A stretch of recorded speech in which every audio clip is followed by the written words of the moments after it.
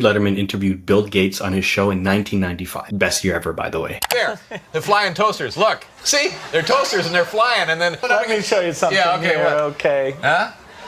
Wow. Bill was trying to explain the internet, but Letterman could not see the appeal. It's become a place where people are publishing information. Right. So everybody can have their own homepage, companies are there, the latest information. It's wild what's going on. A couple of months ago, there was like a big breakthrough announcement that on the internet or on some computer deal, they were going to broadcast a baseball game. You could listen to a baseball game on your computer. And I just thought to myself, does radio ring a bell?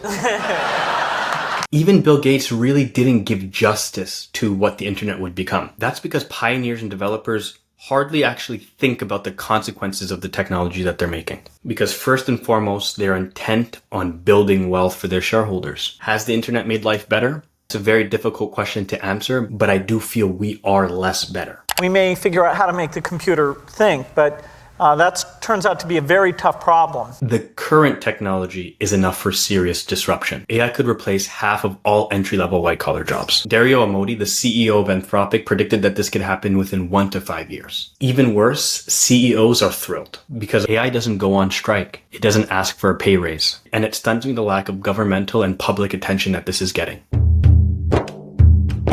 I wanted to see how previous groups reacted to new revolutionary technologies. People are more alike than we think. So I thought researching the European introduction of the gun to the samurai would be worthwhile. And it may even provide some interesting insights. For this reason, we're going to do a brief history of the samurai, what the introduction of a new technology, firearms, did to the samurai. So I love sushi rice. This is one of the many reasons why I was lucky not to have been born 2,000 years ago when farming just began in Japan. Rice farming allowed families to stay put. They could settle, develop the land, and increase outputs. And any surplus could be stored and sold, going from having to constantly seek calories to enjoying a constant, consistent food source. But when there's no state to protect you, or when there's a weak state that's trying to protect you, the biggest, baddest guy on the block sets the agenda. If you are a state and you're weak and a more powerful state comes after you, you can't turn to a higher authority to rescue you. You have to take care of yourself. Bandits and other villagers began looting poorly defended rice stores. At the time, your family was responsible for defending your wealth. This became the task of certain specialized individuals. Around the 5th century, horses arrived in Japan. This is important because horses were both expensive and fantastic weapons of war. At the time, a horse cost a 5-year peasant salary, not including cost of upkeep. This meant that the wealthy mostly had access to the technology. This created an elite warrior class, where gaps in ability, innovation, and training would grow over time. Moving forward to the Heian period, the capital was established in modern-day Kyoto. The central government at the time barely controlled their territory, so bandits tried to loot the new land. This is where those militarized elite come in. The ones with experience, unlike regular standard peasant class. I hope you're viewing this elite like the piece of technology that it was. Fast forward to 1156. There was a dispute between 2 emperors over succession. 2 samurai clans were pitted against each other. Taira supported the sitting emperor, and the Minamoto clan supported the retired emperor. Long and complicated story short, Taira clan won. But the important insight that was realized from the Taira clan winning here was it was clear to them that they had the effective kinetic power to control how Japan was ruled. There was an incredibly significant war that finalized the samurai reshaping of Japan. Wars were between those 2 clans, Taira and Minamoto. This time, Minamoto won. So following this, the samurai class would rule Japan for about 700 years. So before the Europeans arrived, Japan was at a stalemate because of the balance of power. There was still a lot of infighting. They called it the century of civil war. When Europe enters the chat in the form of the Portuguese in 1543, they introduce a new technology that can end the stalemate. So the new technology was matchlocks, which are really old-fashioned guns. And in Japanese fashion, the guns were almost immediately improved. They later hired European manufacturers to learn how they were manufactured. So there's this fantastic New Yorker article from 1965 called Giving Up the Gun, talking about what the gun did. I will read a few passages because it's beautifully written and I couldn't have said it better myself. The Battle of Nagashino fought between Takeda's successor and Oda in 1575. In this battle, Oda, the former devotee of the spear, appeared with an army of 38,000 men, of whom 10,000 were matchlock men. Of these, the 3,000 best trained were the chief cause of his great victory. Oda had them drawn up in 3 ranks behind breastworks. They were told to hold their fire until the last instant and then shoot, on command, in volleys of 1,000. Thus, the men in the first rank could be nearly reloaded, and those in the second rank reaching for their bullet pouches before the third rank ever fired.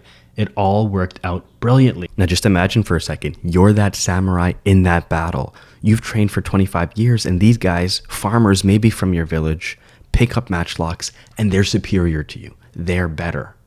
It's not easy. And I think this final passage is my favorite because it shows exactly how virtues became vices and vices became virtues. This is how sometimes technology flips values on our head. Bravery was actually a disadvantage if you were charging against guns. While if you changed sides and became a matchlockman yourself, there was still not much chance for individual distinction. You were now simply one of the 1,000 in your rank, waiting behind your breastworks for orders to mow down the charging enemy. It didn't even take much skill to do this. Skill had been moved back from the soldier to the manufacturer of his weapon, and up from the soldier to his commander.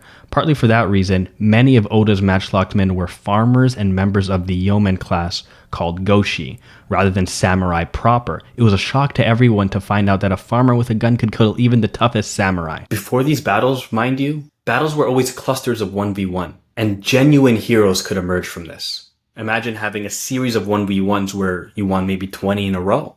This is why these samurai trained so much. But now, once these matchlocks were introduced, a peasant could defeat a samurai. The people understood their superiority. And this is what helped accelerate military unification of Japan. So are we as critical to society as the samurai were, who dominated for 700 years? Will our passions be relegated to legends and films? Oddly enough, Japan decided to slow down their manufacturing of guns. They figured an island nation would be very hard to invade. And they also preferred the elegance of the traditional samurai weaponry, and it was easier to control the state. The early 1800s were when they finally resumed development, which was encouraged by a British incident at Nagasaki. In the end, despite all of the resistance to firearms, it was all firearms. Sentimentality once again loses out to practicality. There are so many angles to consider with this story. To me, the ruling elite consolidating even more power is the clearest consequence of AI, and just how firearms consolidated power even further. Consider Uber. Right now, Uber hires drivers and splits revenue with them. Forget for a second if the split is fair or reasonable. These drivers buy food for their families, they go to restaurants, money flows. Pretty healthy for society, could be healthier. Now consider purely autonomous vehicles like Waymos. No driver, so whenever you pay, it goes directly to the owners, directly into their pockets. No horizontal money movement. Like the samurai, people will want to fight back against this force. Or maybe they won't. Prospect of a conversationless Uber drive might be too enchanting for people. The technology that is cheaper and thereby more effective will always win out. And now you can swap out Uber drivers with any industry that might be affected by AI. Power is going to continue to consolidate in the form of wealth. On balance, I don't think this is a good thing.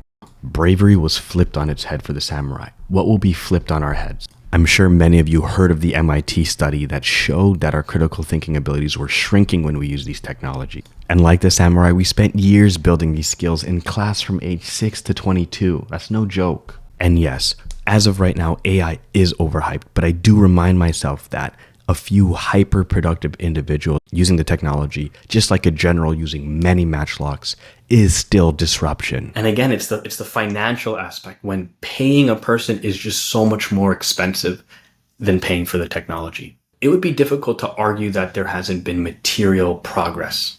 You know, people are living longer, we have better healthcare and so on. But I think with each innovation, we lose something integral. Something that helped us become what we are. And AI actually might be coming for our thinking. And I find it kind of funny. A lot of people work in this system for retirement so that they can have their own plot of land, perhaps grow their own fruits and vegetables, perhaps live around family. And isn't that sort of the default state of a lot of our traditional societies? Like, wasn't that just the default? What we're sort of grinding to build, you know? I'm still trying to understand and figure out what I feel about AI. I'm confident I don't want it to think for me. I'm confident it will never be conscious, and I'm confident we're not thinking enough about it. If you made it this far, thank you very much. Most of the material came from this book by Jonathan Lopez Vera on the history of samurai. So if you enjoyed the video, like, subscribe.